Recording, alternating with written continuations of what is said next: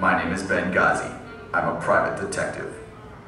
I've been on a lot of interesting cases in my time, but none can hold a candle to the case of the missing Messiah. It all began on a quiet Sunday morning.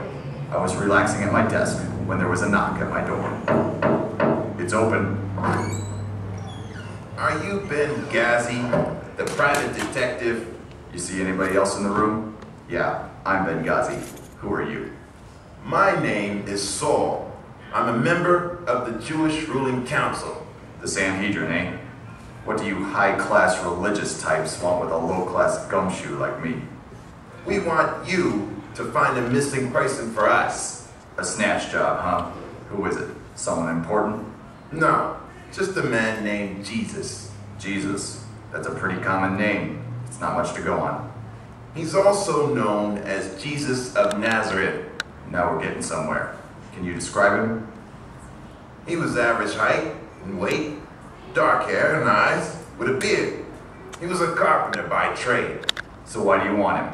Did he cheat on a construction job at the temple or something? Nah, he's just missing, and we want to find him, that's all. I see. Any idea who might have wanted him out of the way? We did. Huh? If you snatched him, then how can he be missing? Instead of a PI, maybe you need to see a shrink. What I mean is that we took Jesus in for questioning last Thursday night. On what charge? Blasphemy. He claimed to be the Son of God, the promised Messiah. Did he sing? Did he confess? He really didn't say much of anything until the high priest Caiaphas made him swear before God to answer whether he was Christ or not. And when he said yes, the council sentenced him to die. That is the usual penalty for blasphemy. What happened next? We took the prisoner to the Roman governor Pontius Pilate to demand that he be crucified. And what did the esteemed governor have to say? He tried to set Jesus free, but eventually gave in to our demands and had his soldiers take Jesus away. Those barbarians. Only guys like them could enjoy nailing people to crosses. And people say I'm the scum of the earth. So is that when you lost this Jesus guy? Not exactly. Not exactly. You know, buddy, that kind of leaves me on a donkey at a red light. I'm not following you. You turned Jesus over to the big boys from Rome, but that wasn't when you lost him. That's right. I should have listened to Mom and become a shepherd.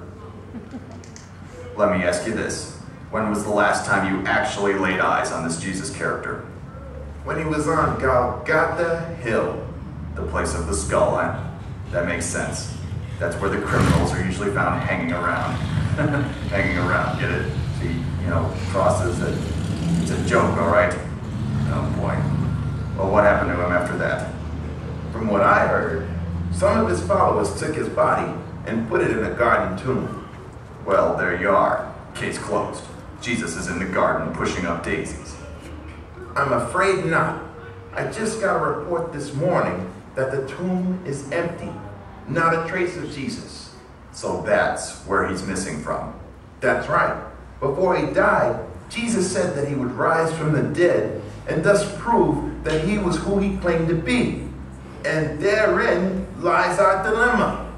Dilemma? Dilemma schlemma. We're talking about a miracle here. Call it what you'd like. I'd like to call it an opportunity for a certain down-on-his-luck private detective. What do you mean? What I mean is that if a certain detective could prove this so-called resurrection was really a hoax perpetrated by Jesus' followers, he could become a very wealthy man. What would he say to that? He'd say you can keep your filthy dough. Only the Son of God could beat the death rap. I think you missed the point. You've got it all wrong, choir boy. Your Messiah's not missing. He's alive. And you've missed him. Now get out before I throw you out. And that was the case of the missing Messiah. Oh, by the way, I just wanted to let you know the Messiah, Jesus, isn't missing. I found him, and you can too. Have you found Jesus? If not, you don't know who you're missing.